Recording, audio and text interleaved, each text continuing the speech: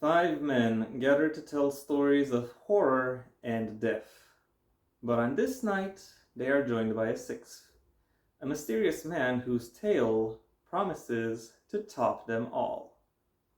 Hello, everyone, and welcome once again to the Heir's Lair. I'm your host, Jonathan Taylor. For this week's video, I thought I would finally touch my TBR and go through one of the books I mentioned in my video where I talked about said TBR. And it's a book that has been on that on that particular list for for quite a while now. So I can say I'm very happy to have crossed it off. The book in question, as the title of this video will have already given away, is, hold up just a moment,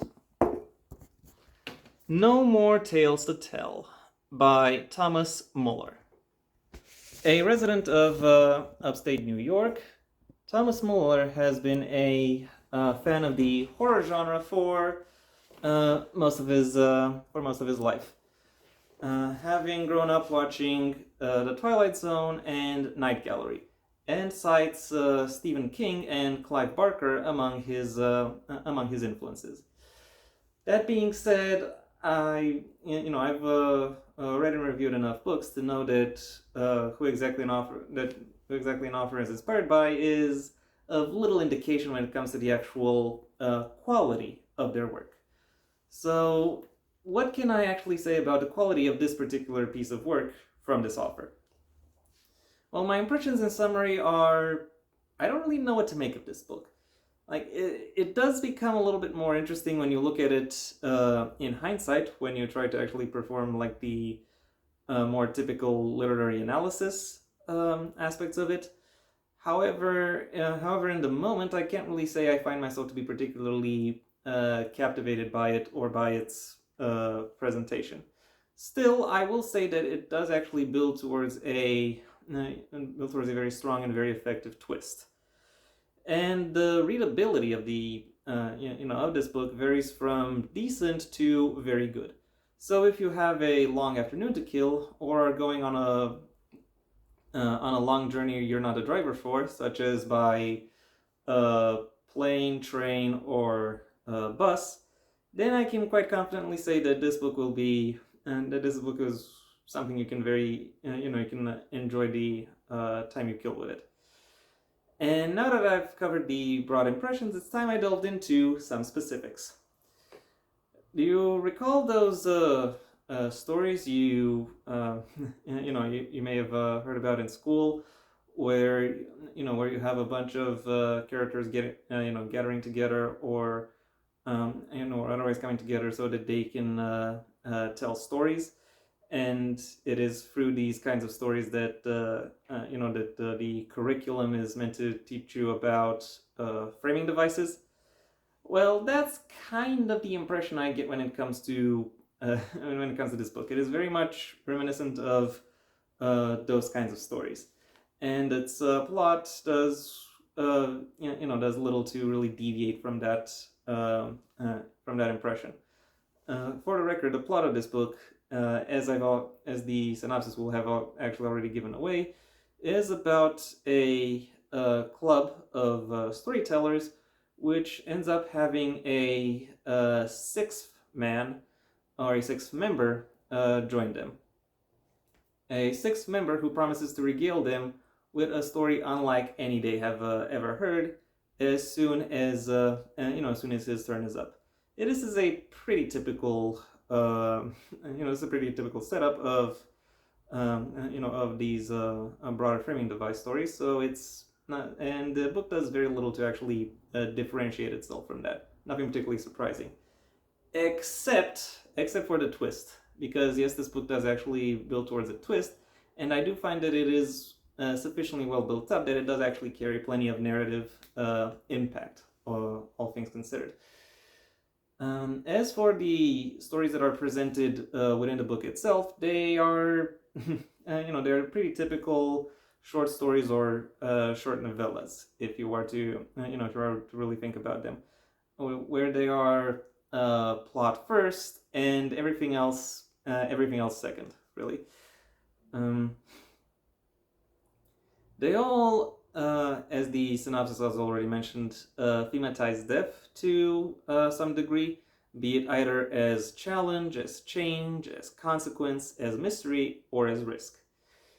And they pretty much run the gamut when it comes to when it comes to stuff like setting and stakes.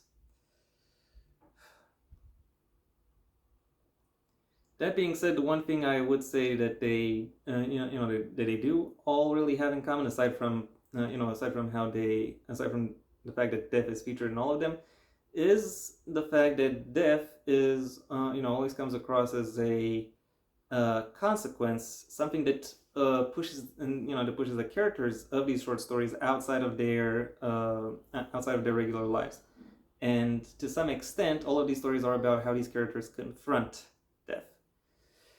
It's not particularly deep, but it is there, and it's not really much of a. It's handled quite well, not particularly disappointing.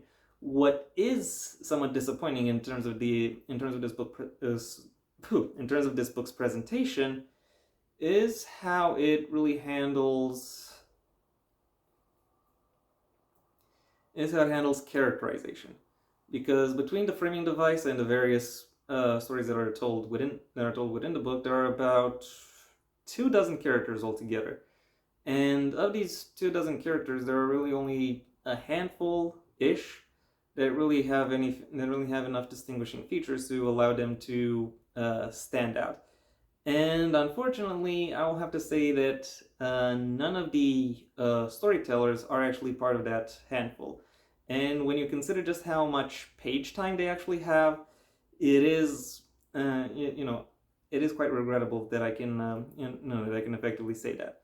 Some could argue that is the point, namely the point of the way these storytellers are presented is that they are in fact like is that they are petty, small, and otherwise unremarkable men who gather together to kind of revel in this in this one particular small piece of transgression that they that they indulge in by gathering together and telling stories about death, and therefore showcasing how remarkable they are, at least to each other.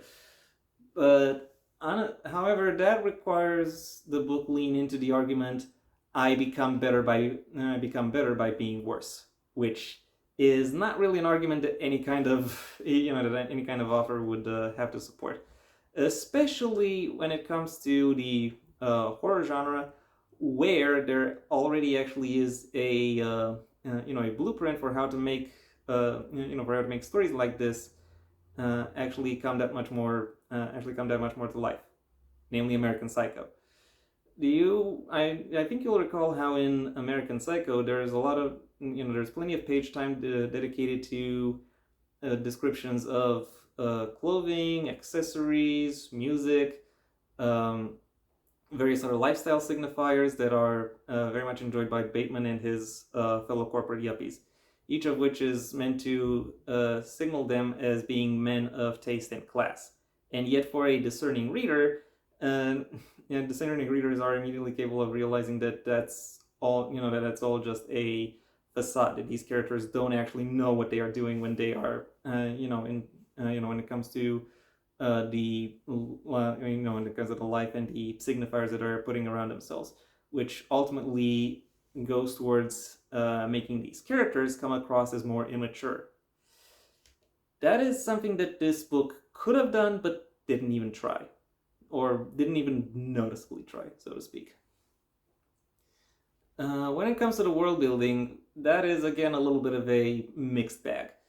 The framing device story with the Storytellers Club is oddly Victorian, even though it's supposed to take place in modern day. And some could argue that's the point, because these characters indulge in the macabre, and therefore they would have this kind of setting around them.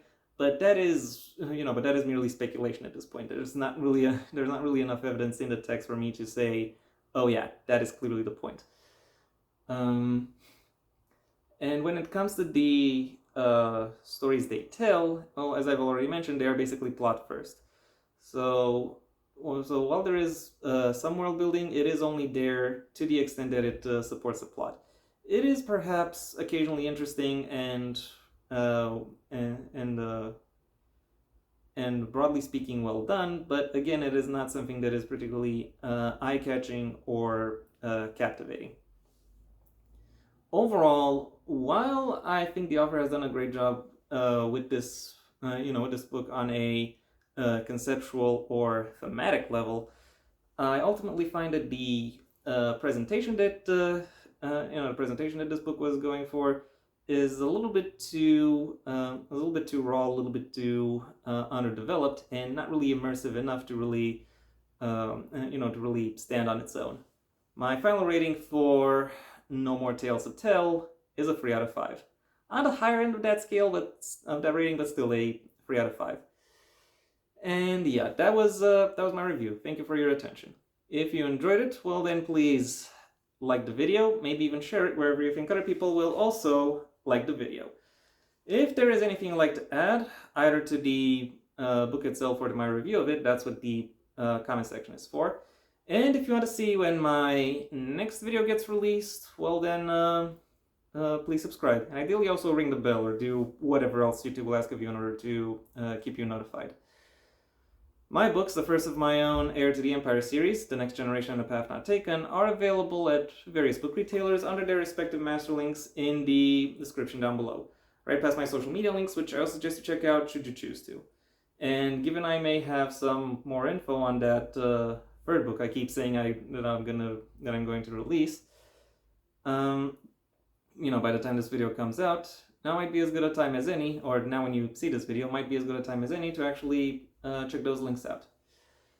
I also have a second channel where you can hear me talking about whatever crosses my mind, though it'll primarily still be still feature narrative analyses, but of works outside the print medium. So if that sounds like it could be up your alley, then go ahead and check it out.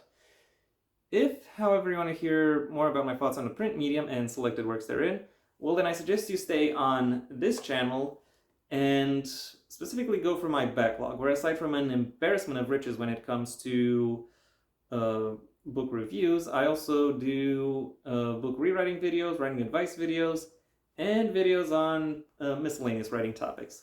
So if any of that is, sounds like it could be up your alley, then go ahead and check it out.